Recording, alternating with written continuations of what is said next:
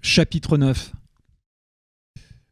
Comme le lendemain, après le déjeuner, je m'en retournais seul à cheval et que je descendais le chemin abrupt qui nous avait amenés les uns et les autres à l'ermitage du père Florida, ma jument se trouva nez à nez avec un fougueux étalon et moi avec Ignacio. Ignacio me regardait toujours avec une terrible indulgence parce que je ne lui paraissais si ridiculement fragile, mais en même temps l'intime de notre Jaime. « Don Felipe, pourquoi avez-vous quitté si vite l'ermitage ? Certes, c'est un glorieux belvédère, mais le patron, en partant ce matin, m'avait dit de vous y faire demeurer. Moi, j'ai été voir une fille dans les environs. Je comptais bien que vous ne vous presseriez pas de partir. Il faut remonter. Mais pourquoi ? Vous verrez. » Il eut ce sourire muet et cruel que je lui avais vu dans certaines circonstances. Habitué à l'imprévu, je fis tourner mon cheval vers l'ermitage. Quand nous y fûmes, je pensais que personne n'y était, hors nous. Les gardes qui occupaient le lieu encore, lors de mon départ, semblaient avoir disparu. Ignacio me regardait encore et me dit « Il n'y a plus ici qu'une seule personne. Le patron m'a dit de vous laisser seul avec cette personne et d'en faire ce que vous voudriez. Cela ne manque pas de précipices profonds par ici. On peut aussi flamber la cabane. Bref, à votre aise. » Son sourire muet s'élargit. Puis il me tourna le dos et je le vis remonter à cheval et s'en aller. Qui pouvait bien être dans la maison ? Camilla. L'horrible et magnifique pensée me remplit tout l'être et fit battre toutes mes artères. Jaime m'a donné Camilla. Il a toujours su que je l'aimais, que je la désirais, comme j'aimais et je désirais Conchita. Lui n'en veut plus, il me la donne. J'étais sûr qu'il n'y avait aucune humiliation pour moi dans cette idée de mon grand ami. Il avait le sens de la fatalité des passions. Et voulait-il que je le délivre de Camilla, comme je l'avais délivré de Don Benito, mais cette fois le sang serait directement sur mes mains ? Ce serait justice, car j'avais gardé égoïstement un caractère d'amateur dans tous ces déchaînements voulus par moi. Je regardais autour de moi, j'écoutais. Seul dans cette maison, seul au milieu de cette immense montagne avec moi-même, avec la dernière réalité de moi-même. Seul avec mes mains. Je ne ressentais aucune impatience. Je regardais lentement tout autour de moi. J'étais sur la terrasse et je voyais les fleurs, la terre et le ciel. J'étais seul comme je l'avais toujours été avec les instruments de ma vie dans ce bas monde. Ma guitare sur la table, la Bolivie à mes pieds avec ses villes au soleil dans la profondeur des vallées si indifférentes et si sensibles aux caprices de mon cœur, et la femme derrière une porte. La femme à jamais interdite. Jamais je n'avais levé les yeux sur une femme, si ce n'est les pauvres indiennes, les pauvres putains. Si maintenant je levais mes pauvres yeux, une femme, au nom de toutes les femmes, me cracherait à la figure. Ou bien me supplierait-elle ? Se mettrait-elle à genoux pour sauver sa vie ? Me donnerait-elle sa vie, cette vie de la vie qu'on appelle l'honneur ? Insidieux, inexorable Jaime qui m'avait fait ce cadeau.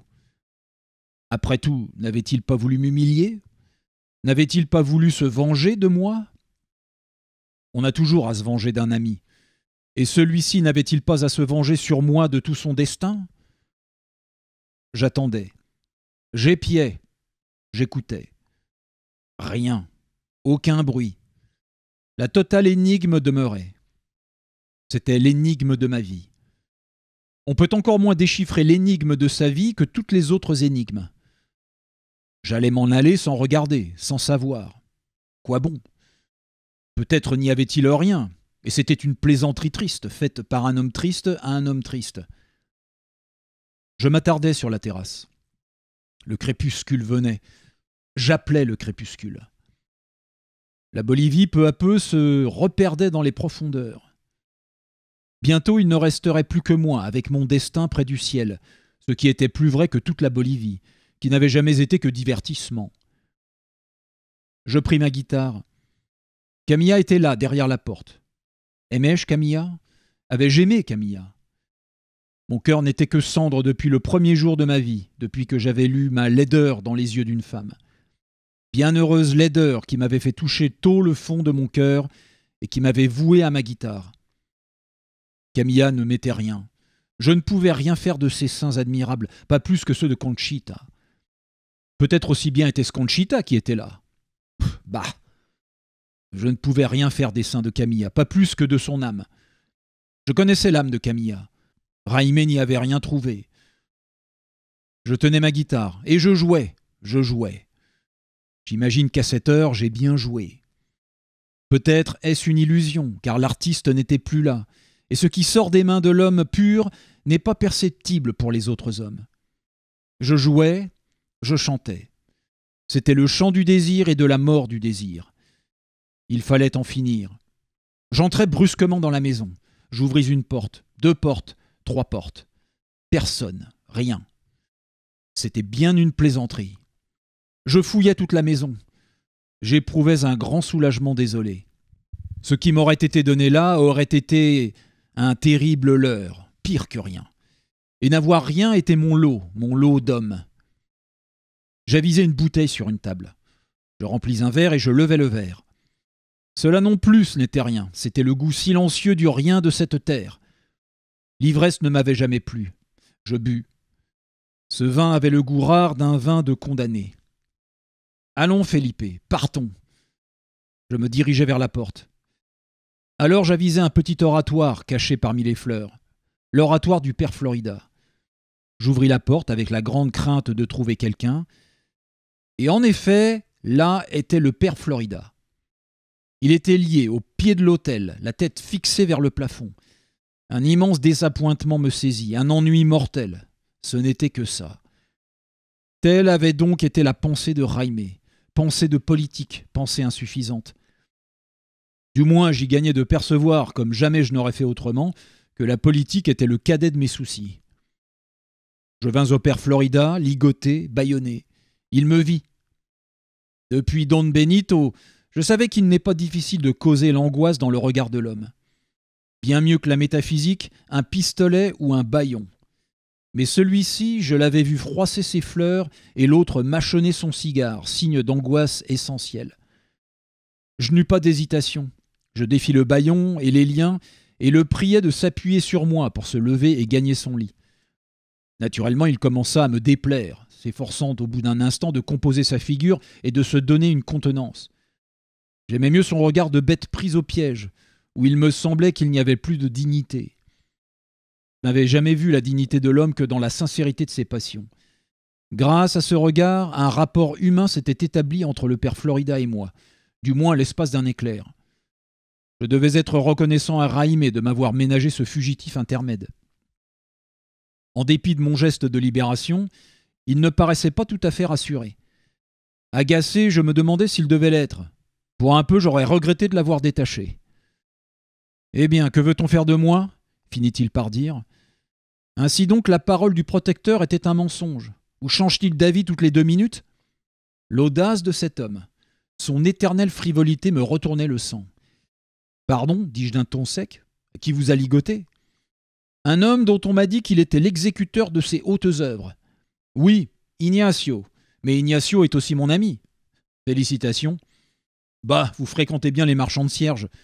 Votre attitude me paraît tout à fait déplacée. Ah, trêve de simagrée.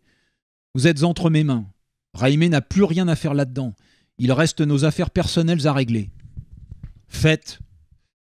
Il commençait à comprendre, et de nouveau sur son visage le facile déclic de l'angoisse. Nous sommes seuls dans cette maison, mon père, ajoutai-je. Il fallait pourtant lui donner le sens des choses, tant pis si les seuls moyens grossiers étaient efficaces. Le ridicule et l'odieux, ça retombait sur lui. Nous nous regardions en face, sans arrêt. Enfin se produisait cette véritable et saine copulation de nos âmes à laquelle il s'était toujours dérobé. Les ennemis comme les amants ne s'atteignent ainsi que fort rarement. Ses yeux de casuiste passionné me laissaient compter un à un les points de feu qui persistaient atténués et rapetissés au fond de leur sombre bouillie de pois. C'était au fond tout ce que je lui avais jamais demandé et qu'il avait peut-être vaguement songé à me donner dans ses bons moments au-delà de sa manie de ruse, au-delà des sursauts de sa pudeur. J'avais cru trouver au fond de cette maison, par les soins de l'ami Raimé, l'objet de l'amour. Et j'avais trouvé l'objet de la haine, aussi vain. Il me rappelait mon adolescence, quand j'ignorais qu'existât la haine. Aujourd'hui, je savais ce mythe de l'âge mûr après le mythe de l'amour. Le père Florida ne mettait pas plus d'usage que Camilla. Pas plus que d'elle, je ne savais que faire de lui. Mais il ne fallait pas qu'il le sût trop tôt. Savez-vous au moins, mon père, quels sont mes griefs contre vous ? Il esquissa tant bien que mal un air excédé. Nous avons été opposés par les circonstances. Mon père, vous trichez. Songez que c'est votre tour de vous confesser. Nous n'avons pas du tout été opposés par les circonstances. Nous avons plié les circonstances à notre opposition. Ce qui est intéressant, c'est notre opposition. Le mot de confession l'avait réveillé. Mon office est d'entrer dans les choses du siècle. Je n'y aurais pas de prise si je ne connaissais les passions qui animent les choses. On ne peut connaître les passions sans les essayer. Sans les éprouver, que diable. Avouez que vous les éprouvez aussi bien et mieux que n'importe qui. Il se peut. Je suis un grand pécheur, certainement. Oui, je sais que vous devez faire pénitence dans les coins. Mais il faudrait d'abord vous exercer à la seule vraie repentance, qui est de remplacer les œuvres de la haine par les œuvres de l'amour. Vous n'avez jamais fait aucun effort pour m'aimer, mon père. Une querelle d'ennemis est souvent une querelle d'amoureux. J'avais des devoirs envers vous. Ouais. Certaines noirceurs n'étaient pas dans votre obligation. Lesquelles, mon enfant ? Il avait l'audace de m'appeler son enfant. Depuis que j'avais parlé de confession, il retrouvait sensiblement la position et le ton qui lui étaient familiers. Vous vous êtes assuré sans aucune preuve que j'avais assassiné Don Benito et que j'avais convoité Doña Camilla. Vous avez joué de l'âme de Don Jaime et de Doña Camilla dans ce projet de mariage que vous agitiez mensongèrement. Sans compter qu'avec le docteur Belmez, vous avez pour moitié le sang de la révolte indienne sur les mains. Et je ne sais pas tout. Les points de feu se ranimaient dans ses yeux. Je me retournais sur moi-même et considérais le caractère immensément abusif de mes allégations. N'avais-je pas assassiné Don Benito ? N'avais-je pas convoité Doña Camilla, toutes ses sœurs et Conchita ? N'avais-je pas joué la rencontre de Jaime et de Camilla ? Avant la révolte des Indiens, n'avais-je pas fomenté le coup d'État de Jaime et tout ce qui devait s'en suivre ? La situation en un instant se renversait. Il me parut que c'était moi qui me confessais à lui. Je m'en effrayais. Non pas tant à cause de mon fléchissement même, ce fléchissement était prévu depuis que je l'avais délié, mais à cause de la conséquence de ce fléchissement. Si je lui rendais les armes, pourrais-je ensuite décemment le laisser aller comme j'en avais eu d'abord le projet ? Sans doute mon visage ne restait-il pas muet sur mon émoi intérieur comme il aurait fallu, car dans les trous noirs les étincelles pétillaient de plus en plus. Mon enfant, je ne sais ce que vous comptez faire de moi, mais n'oubliez pas que je suis un prêtre de Dieu et qu'avant de mourir, j'ai le pouvoir de vous délivrer de vos péchés. Il allait un peu loin. Alors que j'étais assis devant lui, qui était à demi allongé sur son lit, je me levai. Le charme se dissipa. M'étais assez prêté à la fantasmagorie. Je le considérais de nouveau avec le regard que j'avais eu quand j'étais entré dans l'oratoire et qu'il était un paquet par terre. Là où j'avais cru trouver une femme, rien qu'une femme, j'avais trouvé un homme, rien qu'un homme. Père Florida, quels que soient les immenses et légitimes pouvoirs détenus par toute religion et par leurs ministres, vous vous êtes conduit en homme vis-à-vis de moi, et vous serez traité en homme. Vous avez jeté un regard obscène sur ma vie, et vous en serez puni. Je vais vous tuer. Voyez ce pistolet ? Or, Père Florida, n'allez-vous point partir en état de péché mortel ? L'indignation m'avait fait parler avec une fermeté vraiment impressive. Les points de feu mouraient dans son œil, sous la plus triste averse. Son visage s'effondrait, se ruinait pour toujours. Vous pensez n'être pas en état de péché mortel parce que vous aviez pris garde de vous confesser avant de venir au rendez-vous de Jaime. Mais n'avez-vous pas péché depuis ? Or, je ne sais pas quelles sont les secrètes ressources latitudinaires de votre religion, mais vous ferez certes mettre votre point d'honneur à ne pas mourir en mauvais état. Or, un casuiste sait mieux que quiconque là où commence l'abus des mots et finit la réalité des pensées.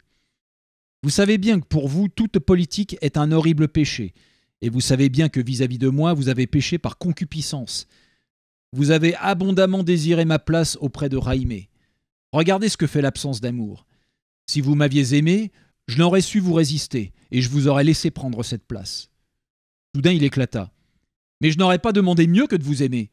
Au début, je vous aimais. C'est vous qui avez été ironique et irrespectueux. Vous n'êtes pas moins démoniaque que moi, je vous l'assure. Vous avez tout de suite posé qu'un guitariste, c'était mieux qu'un prêtre, ce qui était intolérable. Et puis vous haïssiez ma chasteté, ce qui était un crime, surtout de votre part. Il osa me dire cela. Il lui resterait du venin jusqu'à la dernière minute.